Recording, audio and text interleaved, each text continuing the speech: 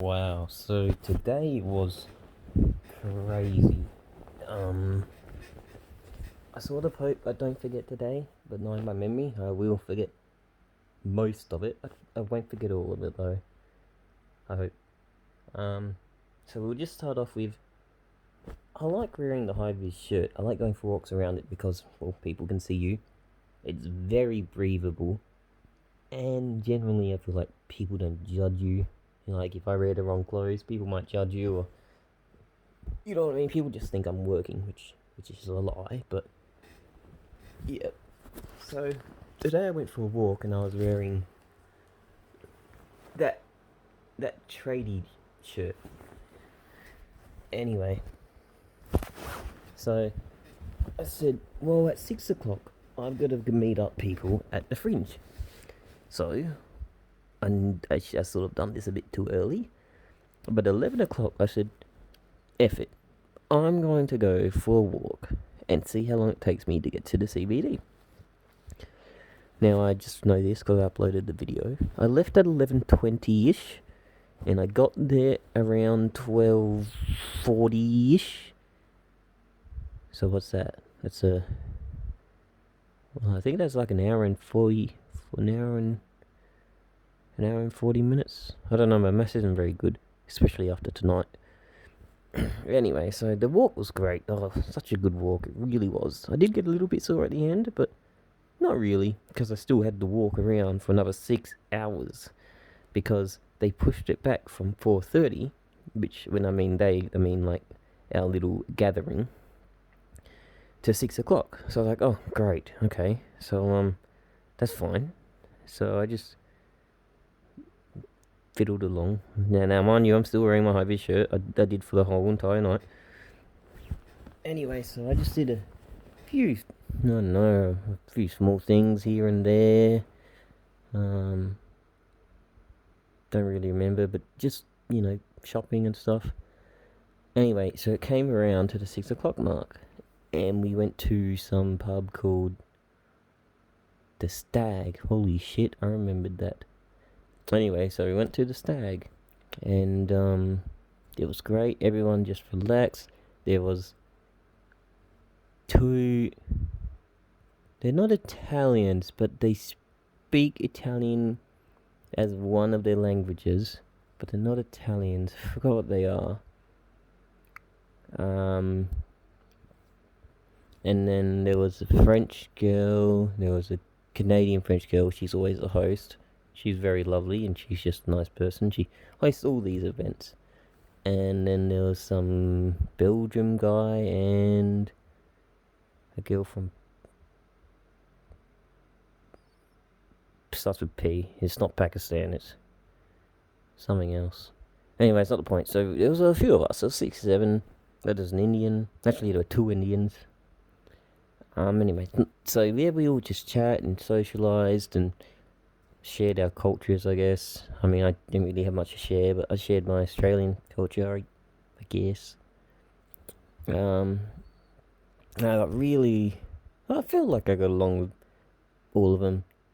The German guy was a little bit hard, but I tried. Anyway, so the time passes, and then we went to the Fringe. And the Fringe was really interesting, because from the very get-go, they were saying, we can't get in, it is chockers, too many people are in there, we've exceeded the limit, no one is allowed in, unless you got white tickets. Anyway, our whole group was like, what do we do? Oh, there was a UK guy there too. And anyway, eventually 2 people left our group, the main host and the UK guy. And we were like, well, where'd they go? They went in, and we were very confused. Turns out, I think they took someone's photo, and they just said, here, take this. And she's like, oh, what's this? And it's a ticket to go in there. And she was like, oh, okay. And she's like, what you do is you take a photo of the ticket, which, by the way, it was addressed to someone called Michelle. And then she sent it to each and everyone's messenger. So she sent it to my messenger, she sent it to the German's messenger, she sent it to the 2 Italian messenger, etc., etc. And the people don't even check your goddamn ticket. So we all just walked in to the Glutton, which is the Fringe. I think that's what it's called, a Gluttony or something. We all just walked in, and they didn't even check the tickets. They just saw the tickets and on the phone. They went, "Oh, yep, you're good, you paid," which is bullshit. So all of us, all 7 of us, went through, and then the Fringe started for us. We actually got in. It was pretty hard to get in. It was very chockers, and they wouldn't let anyone in unless you had tickets. Anyway, so we got them. We're in. What do we do now?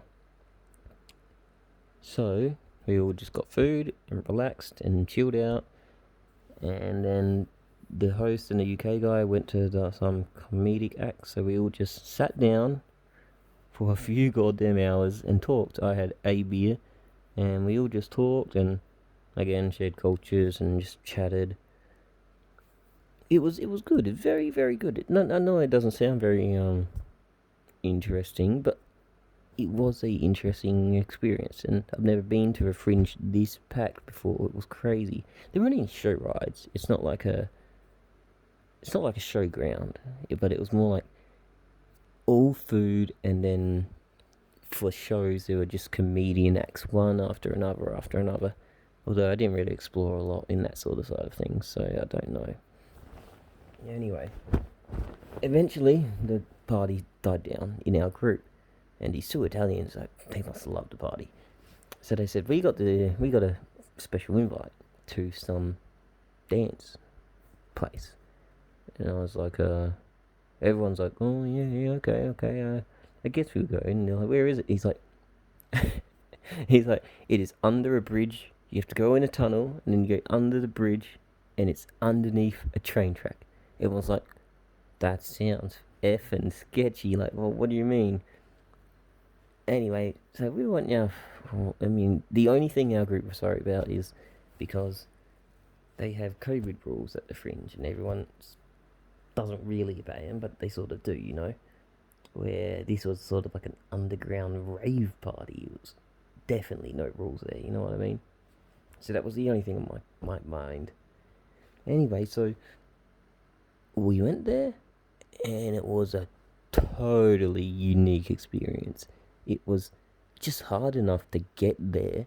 It was very confusing, and you had to go like in a tunnel and then over the train tracks, and then follow the train tracks to the other side of the road, and then underneath where the bridge was that the train goes across, there was this fucking, I don't know if it was illegal or not, because the music was loud, and you reckon the police would hear it, but it was like a mini rave. There was just one red light spinning around and partying, and he had the stupid, shitty rave music. So, doof, doof. It sounded like this. It sounded like one song just went for 15 minutes. Like one song. It's like it never stopped. I was pretty static. I'm not very good at dancing to that sort of music. I eventually got a little bit more loose and had some fun. But it was a totally unique experience. It was. Would I do it again? Oh, maybe if I knew COVID wasn't a thing. Because I can't risk it having, a 2-year-old kid and things like that. But it was totally just. I don't know how to word it. I want to say illegal, but I don't think it was illegal. But it was really sketchy, and it was hidden really well, and there were a lot of fucking people there, but not at the same time. Actually, let's face it, there wasn't a lot of people there, but there was enough that the bridge was packed. And the coolest thing was the atmosphere, because every now and then the train would go over, and the place just lit up in like sparks, because the train was above us, and you could see like the light going through the train tracks when it was the coolest experience, seeing the train. Every time the train went over us, everyone just screamed like woo, and the train would that was awesome. It happened 5 times, and then the 6th time, me, the French girl, and the Indian, we missed the biggest train ever. It was a massive train. All the other ones are pretty small, and this one was massive. And then going back to why I mentioned my high vis shirt, I tried to order an Uber and stuff, and turns out Uber only takes card, and you have to pay for the Uber fully before you get home. I think that made sense.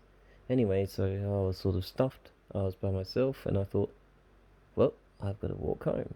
It's got to take me probably 2 hours because I'm pretty buggered, but I got to do it. Anyway, I was hoping to find a taxi on the way, and then out of nowhere, this black Subaru came past, and I'll name her. Oh, I just got to name her my sister's friend because it doesn't really narrow it down to anyone, and no, if anyone watches this, they won't know who it is. So my sister's friend just drives past me, and I was like, oh, I didn't notice, to be honest. It was just a black car, and then they chucked a Yui, and I thought, how creepy would it be? Because I'm sort of walking by myself if that car was after me. Anyway, the black car chucked the Yui, and it chucked the Yui again. Oh no!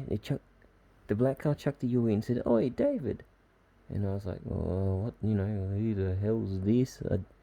And then it chucked the Yui again, and it was my sister's friend, and she's like, "What are you doing walking at this late?" It was like 3 o'clock in the morning, and I said, "Oh, I'm probably got to walk home or walk to the nearest taxi point." And they're like, "No, you can't do that. We'll order you an Uber." And I said, "Oh, no, it's fine. I'll get a taxi." No, listen, we're getting you an Uber. I said, "How did she even know it was me?"